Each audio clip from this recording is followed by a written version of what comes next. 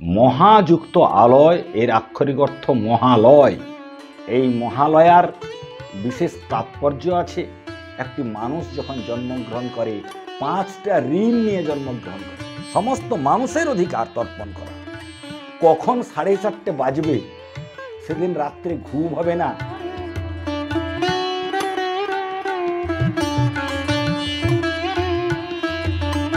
নমস্কার।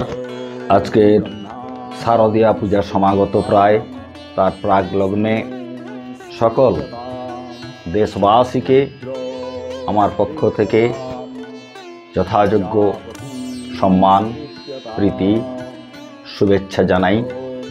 মা ভগবতীর শ্রীচরণ প্রসাদে সকল মানুষজন যেন সুস্থভাবে জীবনযাপন করে, আগামী দিনগুলি যেন ভালোভাবে অতিবাহিত করতে পারে, এইটুকুন কামনা করছি মায়ের শ্রীচরণ কমলে। মহালয়া এই বিষয়টি, মহালয়া এই পর্বটি আমাদের বঙ্গবাসীর হৃদয়ে সনাতনী সংস্কৃতি হিসাবে আজও প্রবহমান। মহালয়া আসা যেন মায়ের আগমন বার্তাকে ঘোষণা করে আমাদের কাছে।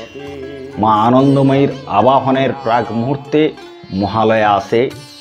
মহাযুক্ত আলয় এর আক্ষরিক অর্থ মহালয়, এক মহান বা বিশাল আবাসস্থল, এর নাম মহালয়। একে স্ত্রীলিঙ্গেও করা হয়েছে মহালয়া। সৌর আশ্বিন মাসে কৃষ্ণপক্ষের যে অমাবস্যা, সেই অমাবস্যার নাম হচ্ছে মহালয়া। এই মহালয়ার বিশেষ তাৎপর্য আছে।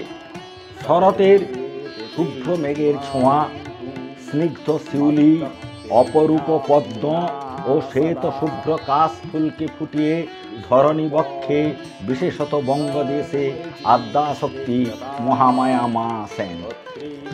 সে সময়ে চারিদিকে আনন্দের ঢেউ ওঠে, কারণ মা মহামায়া এ সময়ে সমস্ত কিছুই অনন্তভাবে প্রসারিত করে দেন আমাদের জন্য। প্রকৃতি এক অপরূপ সাজে সেজে ওঠে। ফলে বিশ্বজননী মা মহাশক্তি মহামায়া ঠিক মহালয়ার 3-4 দিন পরে ষষ্ঠী সায়ান্নে বিল্ল বৃক্ষে বোধনের মাধ্যমে আমরা তাকে উদ্বোধন করি। তিনি সমস্ত কিছু ব্যপ্ত করে আছেন মা মহামায়া, তাই মহান ভাবেই হয়। মহান ভাবেই তিনি জগতে বিদ্যমান।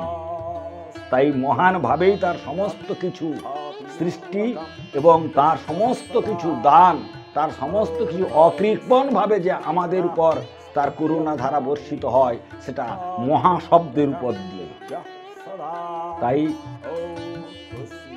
আমরা মহালয়া বলি, মহাপূজা বলি, মহাস্নান বলি, মহা অষ্টমী বলি, মহানবমী বলি, এবং তার যে স্তোত্র পাঠ, মহাস্তোত্র পাঠ, শ্রী শ্রী চণ্ডী পাঠ, সেটাও মহাস্তোত্র।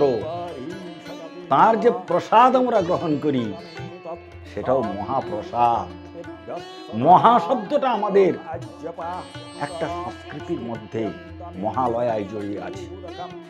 মহালয়ার দিন সকালে গঙ্গাদি, সমস্ত তীর্থ নদী বা সাগরে অগণিত মানুষজনের ভিড় হয়।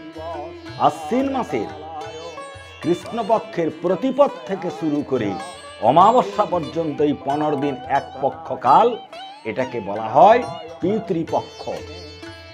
এই পিতৃপক্ষে প্রত্যেকটি দিন তর্পণ করার জন্য শাস্ত্র নির্দেশ দিয়েছেন।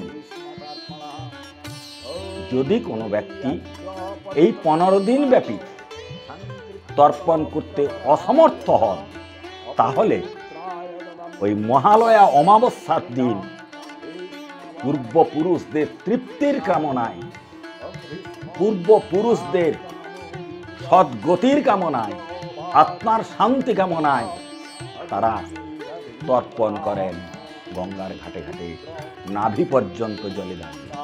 পিতৃপূজা শেষ করলাম, পিতৃপূজা শেষ করে আবার আমরা দেবী পূজায় মত্ত হয়ে গেলাম। এটাই চিরন্তন, এটাই সংস্কৃতি, ভারতীয় সংস্কৃতি। এ সংস্কৃতি চলছে, আবহমান কাল ধরে চলছে। যেমনি দেখা যায় মহালয়ার ভোরে আকাশবাণী বেতার কেন্দ্রে মহিষাসুরমর্দিনীর যে আলেখ্য, বীরেন্দ্র কৃষ্ণ ভদ্রের কণ্ঠে যে উদাত্ত চণ্ডী পাঠ আমাদের মনের মধ্যে অনুরণিত হয়, আমাদের হৃদয়ে তন্ত্রিতে তন্ত্রিতে যেমন বেঁধে আছে সেই সুর, কখন সেই দিন মহালয়া আসবে, কখন আমরা আকাশবাণী বেতার কেন্দ্রে বীরেন্দ্র কৃষ্ণ ভদ্রের কণ্ঠে সেই উদাত্ত চণ্ডী পাঠ শুনবো, মন মাতোয়ারা হয়ে যায়।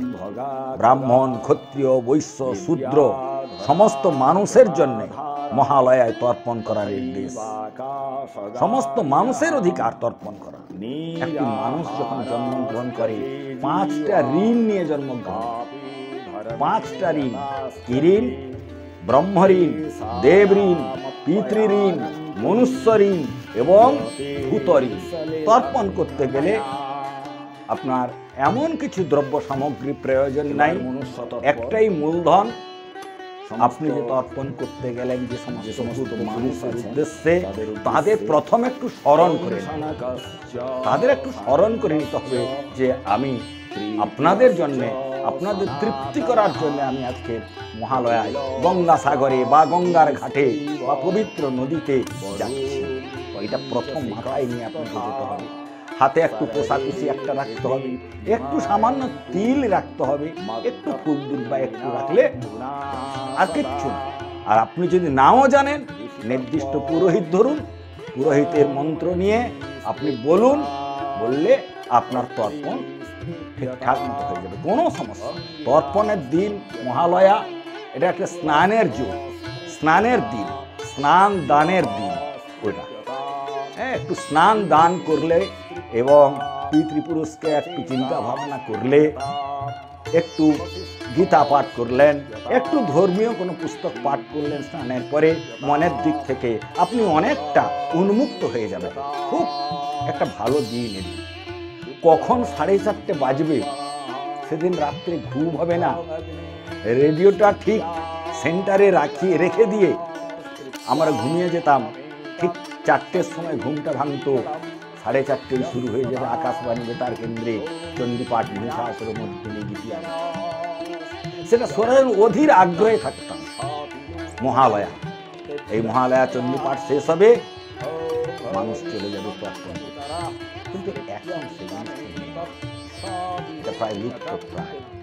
ঘরে ঘরে সমস্ত টিভি, হাতের কাছে মোবাইল ফোন, সেই মহিষাসুরমর্দিনীর আলেখ্যকে নিয়ে বিভিন্ন রকমের সং সেজে, বিভিন্ন রকমের নাচ, বিভিন্ন রকমের গান, এই সমস্ত দিয়ে একটি আলাদা ছন্দ তৈরি করা হয়েছে, যেটা গতদিনের যে একটা সুন্দর চিন্তা ভাবনা, ছবি না দেখে মনের মধ্যে যেটা কল্পনা করা হতো, এখন আর সেটা নেই।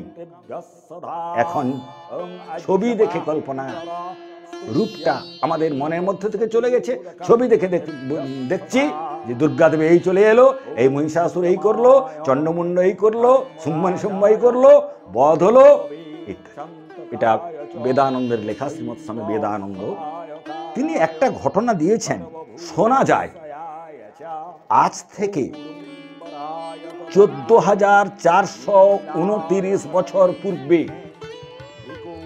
16ই ভাদ্রের অমাবস্যা তিথিতে সামুদ্রিক জলোচ্ছ্বাসের প্রভাবে পৃথিবীর মহাপ্রলয় হয়েছিল। সে সময় সমগ্র পৃথিবীর জনপদ প্লাবিত হয়ে যায়। কোটি কোটি লোক, গৃহপালিত পশু সব মারা যায়। আর যারা জীবিত ছিলেন তারা অবশ্য জল সরে যাওয়ার পরে একটি জায়গায় আশ্রয় গ্রহণ করে। এই দুঃখের ঘটনা কিন্তু সেই সমস্ত বিপর্যয়গ্রস্ত মানুষের স্মৃতিতে জাগ্রত ছিল, যারা বেঁচে গেছিল। এই সমস্ত চলমান মানুষদের মধ্যে আর্যরাও ছিলেন।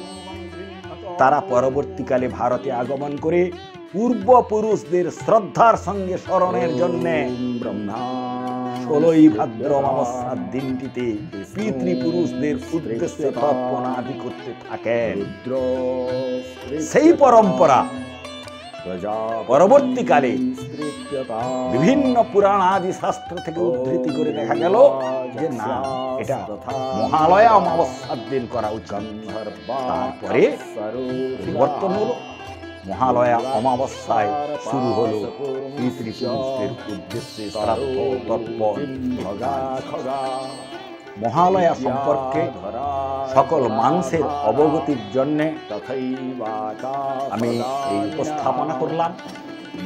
এতে যদি সাধারণ মানুষের একটু পরিবর্তন হয়, একটু পিতৃপুরুষের যদি তাদের প্রতি একটু আস্থা ভাজন হন, তারা যদি আরো বেশি বেশি একটু মহালয়ে অংশগ্রহণ করেন, আমি কৃতার্থ এবং ধন্য।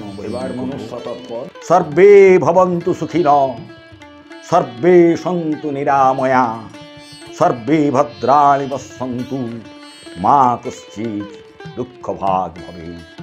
নমস্কার। এই রকম ভিডিও পেতে আমাদের সঙ্গে থাকুন। ভিডিওটি ভালো লাগলে শেয়ার করুন, সাবস্ক্রাইব করুন আমাদের ইউটিউব চ্যানেলটিকে, ফলো করুন আমাদের ফেসবুক পেজ সাগর কথাকে। ধন্যবাদ।